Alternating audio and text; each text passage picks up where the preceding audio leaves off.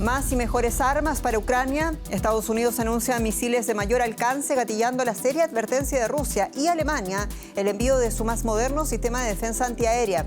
Para muchos aquí en Alemania, con este paso, el canciller alemán Olaf Scholz marcará un antes y un después en la característica pacifista del Estado alemán. Soy Jenny Pérez, aquí en Berlín. Destacamos. El canciller Olaf Scholz anunció el envío a Kiev de equipos de radar y de misiles antiaéreos. Se trata del sistema Iris-T, el más moderno que posee Alemania y que, según Scholz, permitirá proteger a ciudades ucranianas enteras.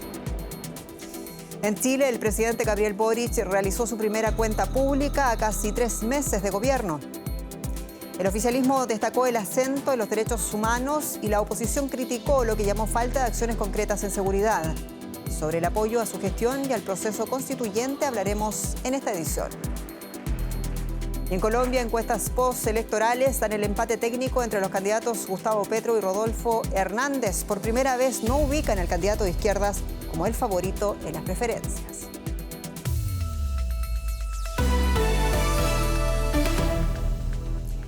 Occidente aumenta la ayuda militar a Ucrania. Estados Unidos anunció el envío de cohetes de precisión y Alemania el envío de misiles antiaéreos de última generación.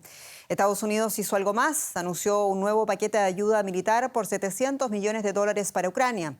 El ministro de Relaciones Exteriores de Rusia, Sergei Lavrov, respondió diciendo que con los anuncios de Estados Unidos se corre el riesgo de sumar a un tercer país al conflicto. Este es el sistema de misiles de alta tecnología que Estados Unidos enviará a Ucrania. Durante semanas, el presidente ucraniano Volodymyr Zelensky ha solicitado este tipo de armamento con el que espera aventajar a Rusia.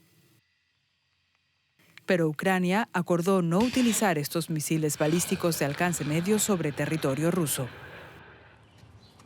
El presidente estadounidense Joe Biden anunció en un artículo de opinión su nuevo paquete militar de ayuda a Ucrania. Y el ministro de Asuntos Exteriores de Rusia advirtió que este envío podría involucrar a un tercer país en el conflicto. Tales riesgos, por supuesto, existen. Lo que el régimen de Kiev exige a sus patrocinadores occidentales va más allá de todos los límites de la decencia y la comunicación diplomática. Y segundo, es una provocación directa para involucrar a Occidente en las hostilidades. En su discurso del miércoles frente al Parlamento alemán, el canciller Olaf Scholz seguía los pasos de Biden, anunciando que Alemania enviará sus sistemas modernos de defensa aérea en apoyo a Ucrania, así como también misiles antiaéreos en coordinación con Estados Unidos. En las próximas semanas entregaremos más armas a Ucrania. El gobierno ha decidido, por ejemplo, enviar el sistema Iris-T, el sistema de defensa antiaérea más moderno que tenemos en Alemania. Esto permitirá al gobierno ucraniano defender ciudades enteras de los ataques de misiles rusos. El comandante de las Fuerzas Armadas ucranianas asegura que estos sistemas balísticos serán cruciales para contrarrestar los ataques rusos en la larga batalla por conquistar el este de Ucrania. Y el gobierno alemán responde ante meses de críticas de quienes consideran que Alemania no estaba haciendo lo suficiente por Ucrania. Más temprano, nuestra analista política Paola Álvarez nos contaba si este anuncio del canciller Olaf Scholz bastará para aplacar las críticas internas. Escuchemos. Bueno, Jenny, quizá hay que empezar diciendo que la presión ha tenido ciertamente un efecto en el talante de Scholz. La prensa política le reconocía hoy casi de manera unánime que tiene una forma ahora más concreta, más directa de comunicarse, pero de ahí a que arrecien las críticas, especialmente las de la oposición, hay mucho trecho. Para empezar, porque el de hoy no ha sido el primer gran anuncio que viene haciendo Scholz en relación a las armas que envía o no a Alemania. Como el propio Scholz ha reconocido, en el Bundestag ya ha enviado toneladas de armas y material militar desde que comenzó la guerra y siempre siempre parece ser poco para los críticos, pero es que además, poco después del anuncio de Scholz, la ministra de Exteriores, Annalena Baerbock, ha reconocido que va a hacer falta tiempo, posiblemente meses, para que lleguen esos sistemas de defensa antiaérea hasta Ucrania, algo que, en palabras de la ministra, demuestra el compromiso a medio y largo plazo de Berlín, pero que en manos de los críticos es claramente material para nuevos reproches. No parece haber clemencia para este gobierno, que en esencia debía tener un espíritu pacifista con esa parte mayoritaria de socialdemócratas y verdes, y que, sin embargo, recordemos, ha acometido los cambios en políticas de seguridad y defensa más radicales que ha visto Alemania desde el fin de la Segunda Guerra Mundial. Severodonetsk, una ciudad clave en la región oriental del Donbass, estaría a punto de caer ante las tropas de Rusia, cuyo gobierno acusó a Estados Unidos de echar leña al fuego, incrementando su ayuda militar a Kiev. Según el gobernador de la región de Lugansk, los rusos controlan el 70% de Severodonetsk. Según él, la ciudad está destruida al 90%. Los combates se libran de momento en las calles de esta urbe industrial, reconoció el portavoz del Ministerio Ucraniano de Defensa. La localidad es el último bastión de la autoproclamada República de Lugansk bajo control ucraniano. Y Dinamarca aprobó en un referéndum celebrado este miércoles aumentar su cooperación en defensa dentro de la Unión Europea. El país escandinavo dejará sin efecto su cláusula de exclusión de la política de defensa comunitaria. A pesar de que Dinamarca es miembro de la Unión Europea, en el pasado ha logrado negociar exenciones en la política de defensa. El referéndum danés se produce tras la invasión rusa de Ucrania y ahora, al igual que otros países europeos, el país escandinavo busca fortalecer sus vínculos en materia de defensa con sus aliados europeos. ¿Y Suecia y Finlandia más cerca entonces de la OTAN? El secretario general de la OTAN, Jens Stoltenberg, anunció este miércoles que va a convocar a los próximos días una reunión en Bruselas con representantes de los países nórdicos y Turquía para resolver el veto de Ankara a la entrada de Suecia y Finlandia a la alianza militar transatlántica. El presidente turco Recep Tayyip Erdogan acusa a Suecia de apoyar a grupos kurdos y opositores que califica de terroristas y ha tensado aún más la relación con la OTAN al anunciar una nueva intervención militar en Siria. Para Suecia, entrar en la alianza militar significaría renunciar a más de 2 siglos de neutralidad. La opinión pública a favor de la adhesión a la OTAN creció hasta alcanzar un 50% tras la invasión rusa de Ucrania. Y más temprano hablábamos en exclusiva con el ministro de Defensa de Suecia, Peter Hultqvist. Le preguntábamos sobre los alcances del histórico cambio de opinión de Suecia sobre su tradicional principio de neutralidad. Escuchemos lo que dijo. Antes del 24 de febrero vivíamos en una situación distinta. Tras el ataque ruso a Ucrania, todo cambió.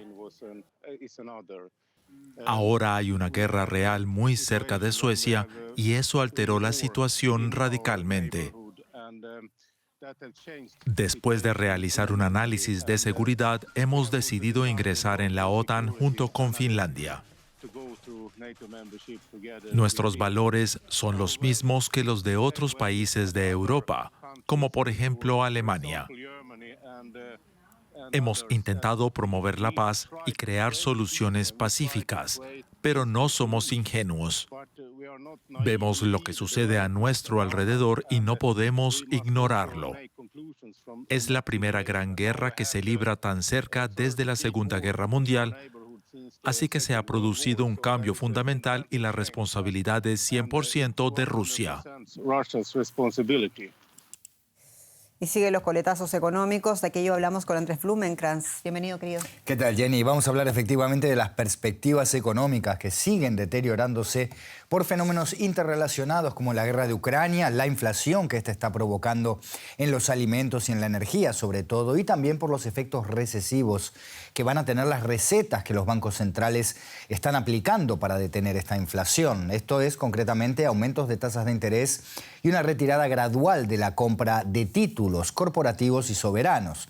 El exceso actual de liquidez en los mercados es una muy mala posición en tiempos de inflación, así que las entidades emisoras van a secar la plaza. Eso va a tener consecuencias sobre las que ha alertado este hombre que ven detrás mío. Él es el presidente de JP Morgan, el señor Jamie Dimon, que ha dicho estar preparando al banco que dirige para enfrentarse a un huracán económico, aunque matizó metafóricamente que no sabe a ciencia cierta si el huracán va a ser menor o mayor a la supertormenta Sandy.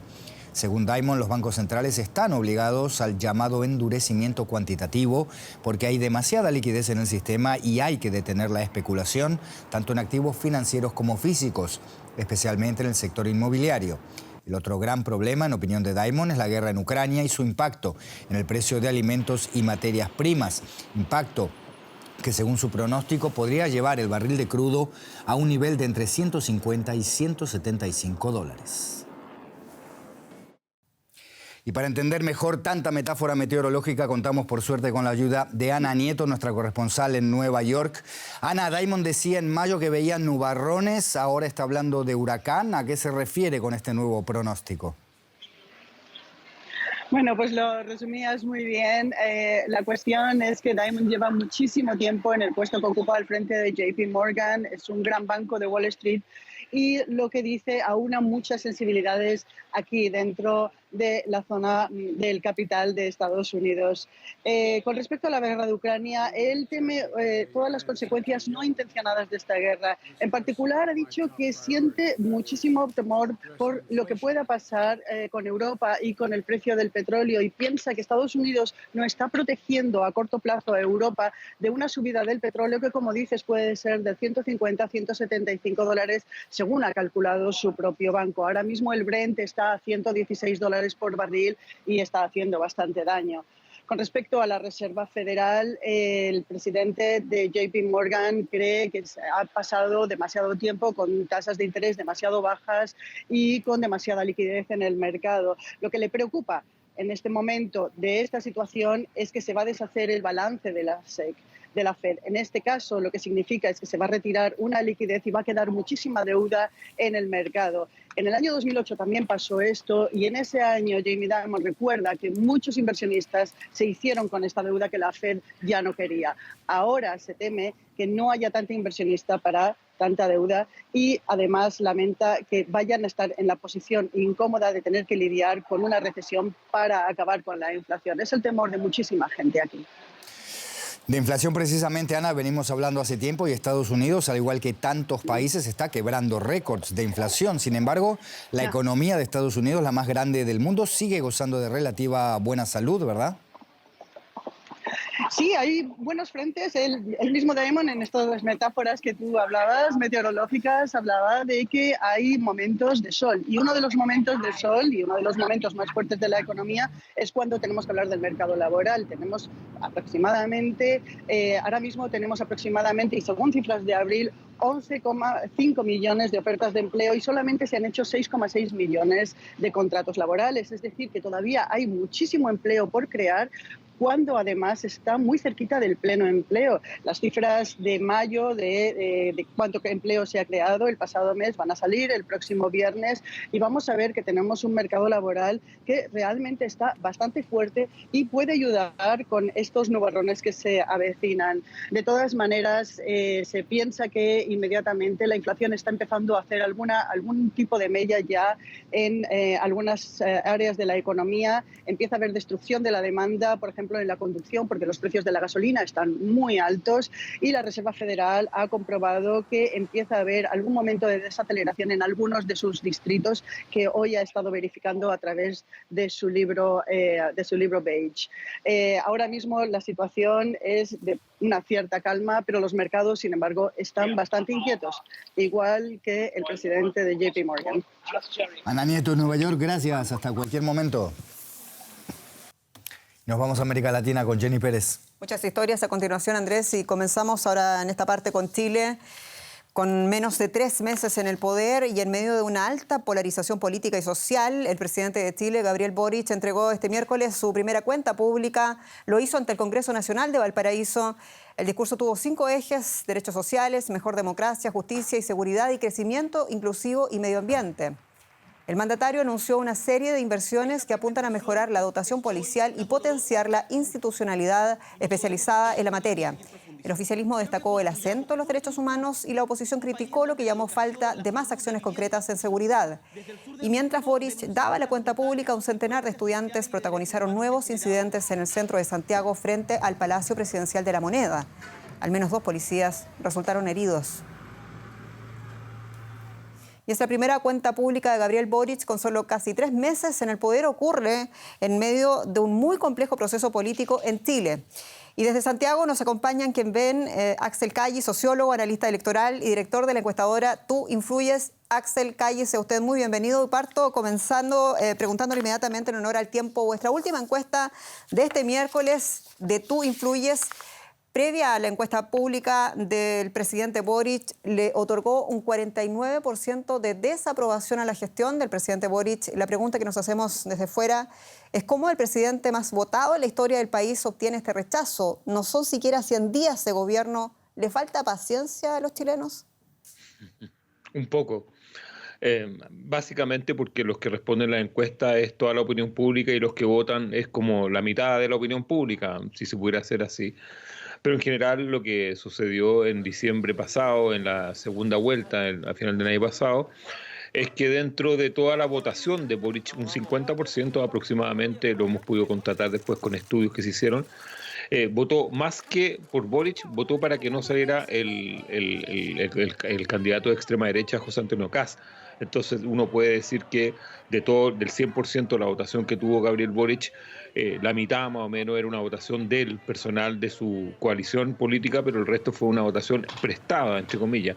Por lo tanto, ahí no hay mucha fidelidad y evidentemente lo que ha habido es por toda la situación que tiene que ver con la violencia, en lo que se llama la macrozona sur, en la Araucanía, y esencialmente el control del orden público, más algunos temas económicos, esa aprobación no tardó en llegar y evidentemente las expectativas no se han completado. ¿Y cree que los anuncios de hoy, con todo lo que usted sabe, preocupa también a las chilenas y a los chilenos, cambian positivamente entonces la imagen del gobierno o del presidente? O sea, yo creo que en general los chilenos y chilenas que han escuchado hoy día la cuenta, hoy día es un día laboral, por lo tanto todavía esto está en desarrollo. Hoy día en la noche va a hablar con el presidente a toda la nación nuevamente. Y yo creo que hay una muy buena acogida, hay una muy buena recepción a las propuestas. El tema es si las va a poder llevar a cabo teniendo no más de un 40% del Parlamento en términos de la coalición que en este minuto lo sustenta. Entonces, en ese sentido, la pregunta que nos hacemos todos los analistas es, bueno, acá está, en general, es un gran discurso, más que una cuenta, es un programa muy pragmático, le hace muchos guiños a la derecha que está en la oposición, y en ese sentido lo que se espera es la gestión política, que esta no falle en términos de poder realizar aquellos cambios que hoy día está prometiendo. Y lo pregunto también porque hay una serie de simbiosis, o una suerte de simbiosis, quiero decir, entre el gobierno de Gabriel Boric y el proceso paralelo, que es el de la Convención Constituyente, encargada además de escribir la nueva Carta Magna para Chile.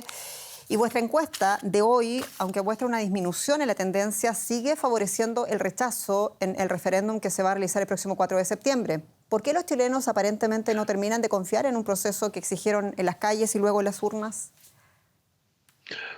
Hay esencialmente dos fenómenos que se están dando. Uno, a las personas en general, a la opinión pública, no le ha gustado la forma y los constituyentes que han elaborado este borrador de nueva constitución, es decir, llamémosle los comportamientos personales, algunas de las declaraciones que han dado, es decir, en general lo que están haciendo es plebiscitando a los constituyentes más que los contenidos de la constitución, es un factor. Y segundo, evidentemente se le cuela la aprobación o desaprobación del gobierno hacia la opción que tiene el mismo gobierno, que es de aprobar. Es decir, hay una transferencia que hace la opinión pública del gobierno a el plebiscito, en ese sentido a la opción del presidente que la aprueba. Entonces esos dos factores están frenando bastante que la opción de la aprueba, es decir, de la nueva constitución, pueda despegar.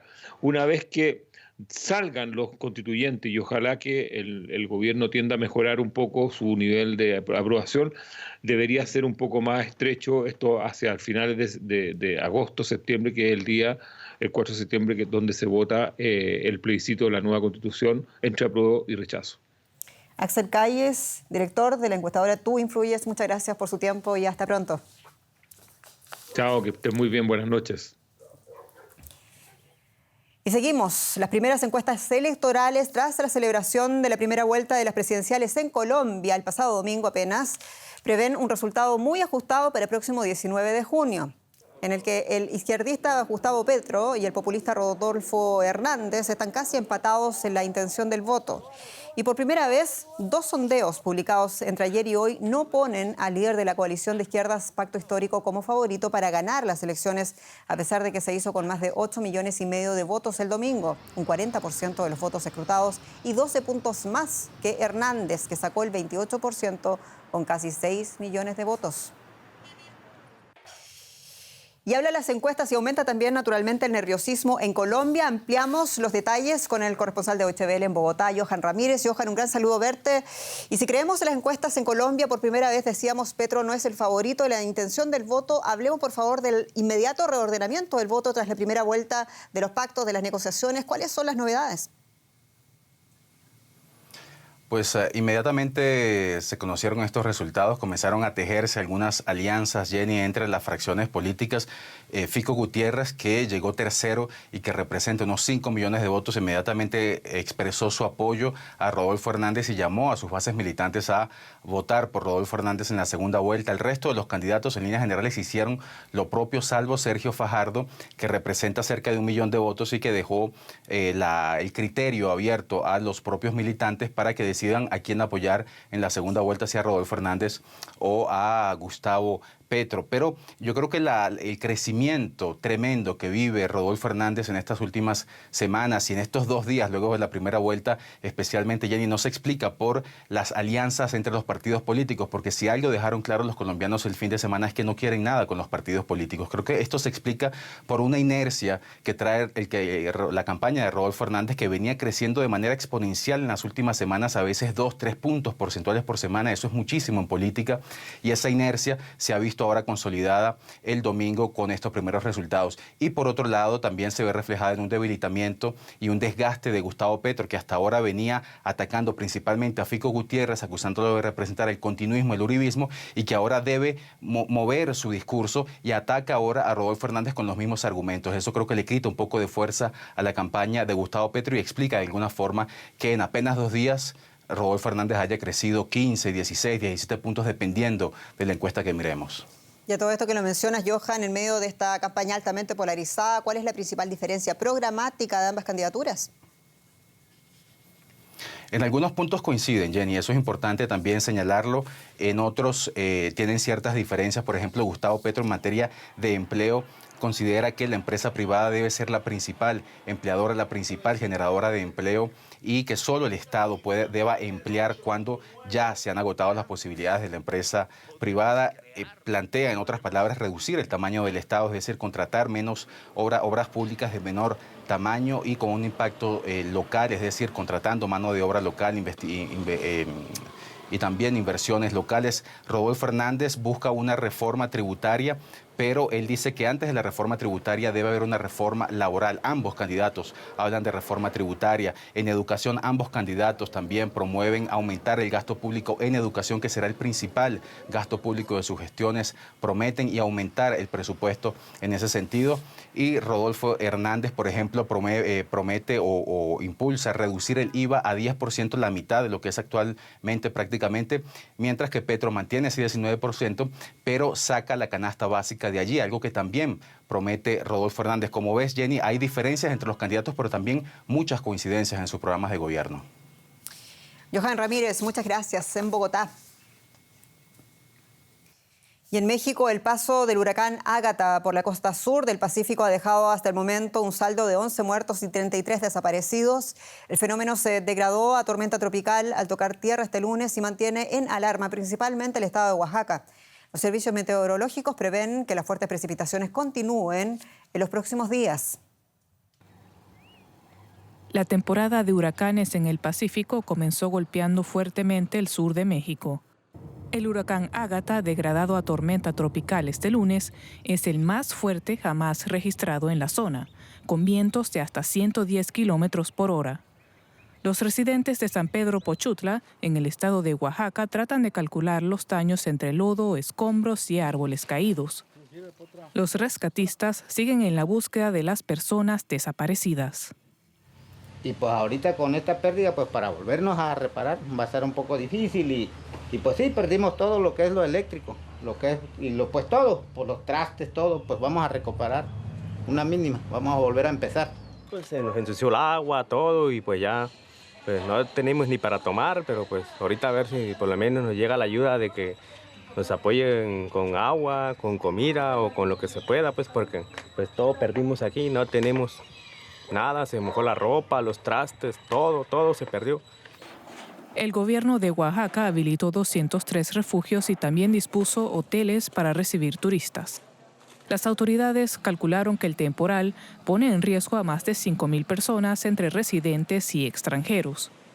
Las fuertes lluvias podrían provocar más inundaciones, deslizamientos de tierra y ríos desbordados. Como medida de prevención, el gobierno local cerró también puertos, escuelas y negocios no esenciales hasta que la tormenta abandone la zona. El Centro Nacional de Huracanes de Estados Unidos pronosticó que Ágata se seguirá debilitando en las próximas horas. Y mucho más ha sucedido este día en el mundo. Lo revisamos en el siguiente resumen de noticias. Estados Unidos ha levantado las restricciones a los vuelos a Cuba impuestas durante la administración de Donald Trump. Entre ellas ahora las aerolíneas estadounidenses podrán volar a otras ciudades de la isla y no solo a La Habana. El secretario de Estado Antony Blinken destacó esta acción como parte de su revisión en política exterior hacia el pueblo cubano. Croacia se convertirá en el 20º país de la Unión Europea en adoptar el euro. Según la Comisión Europea, el país balcánico cumple todos los criterios de convergencia económica necesarios. Zagreb tiene previsto sustituir su moneda nacional, la kuna, a partir de 2023.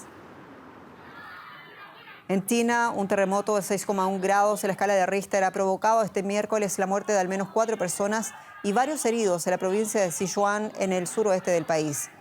Las autoridades han movilizado a miles de rescatistas para hacer frente a la emergencia. Y un jurado de Estados Unidos sentenció que los autores estadounidenses Johnny Depp y Amber Heard se difamaron mutuamente, pero le obliga a ella a pagar una mayor cantidad de dinero. Por un lado, el jurado dio la razón a la estrella de Piratas del Caribe con $15 millones por daños y perjuicios. Johnny Depp reclamaba $50 millones por un artículo que Heard escribió en el año 2018 en el diario The Washington Post. La ex esposa contrademandó entonces a Depp por $100 millones y el jurado dictó que él debe pagar a ella $2 millones. Durante 6 semanas, el juicio acaparó la atención mediática en todo el mundo mientras la pareja relataba sus respectivos puntos de vista sobre violencia doméstica. Y solo tiempo para despedirnos y agradecerle su sintonía. Soy Jenny Pérez, esto es Deutsche Welle. Hasta pronto.